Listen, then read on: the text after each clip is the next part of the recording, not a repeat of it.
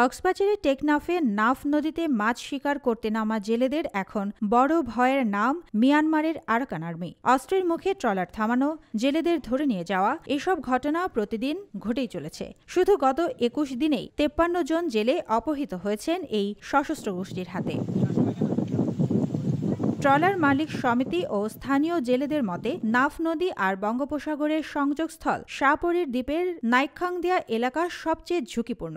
এখানেই বারবার স্পিডবোট নিয়ে প্রবেশ করছে আরাকান আর্মির সদস্যরা। অস্ত্রের মুখে জেলে ও ট্রলার ধরে নিয়ে যাচ্ছে তারা।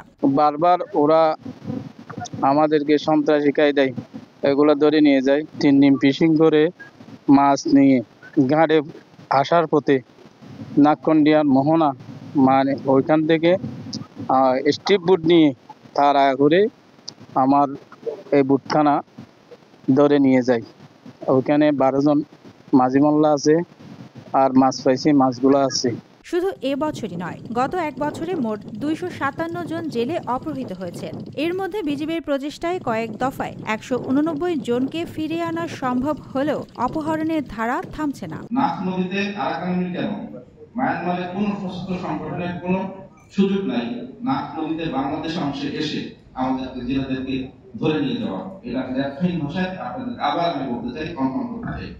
তাহলে কি হয়, আমাদের জেলেরা যখন ভুলক্রমে হোক বা ইচ্ছাকৃতভাবে হোক, যেভাবেই হোক, প্রতিকূল আবহাওয়ার কারণে হোক, যখন তারা সীমান্ত অতিক্রম করে মিয়ানমার অংশে চলে যায়, তখনই এরকম ঘটনার অবতারণা ঘটে থাকে। জেলেদের দাবি শুধু অপহরণই নয়, আরাকান আর্মির ট্রলার জাল ও মাছও লুট করে নিয়ে যাচ্ছে। এতে মাছ শিকার পুরোপুরি বন্ধ করে দিতে বাধ্য হচ্ছেন অনেকে। জাল বাজাই হতে তিয়াই নতরে হিতার বুঝতে বাজি গিয়ে ভাই আর কানা এটা মগ বাজি আয়না আর মন্দিরে দিনে জন্য লিখে দিই। এখন আর একটু কুয়াশা রয়েছে, যে কষ্ট যার কুয়াশা লেখাপড়া কষ্ট, খানা খাইতে কষ্ট।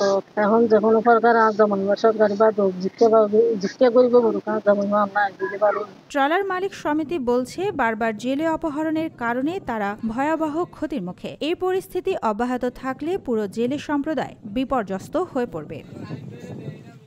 বিজিবি জানিয়েছে, জেলেদের ফিরিয়ে আনতে প্রচেষ্টা চলছে। প্রশাসনও বিষয়টি ঊর্ধ্বতন কর্তৃপক্ষকে জানিয়ে ব্যবস্থা নেওয়ার কথা বলেছে। তবে জেলেদের প্রশ্ন, কবে নিরাপদ হবে নাফ নদীতে মাছ ধরা?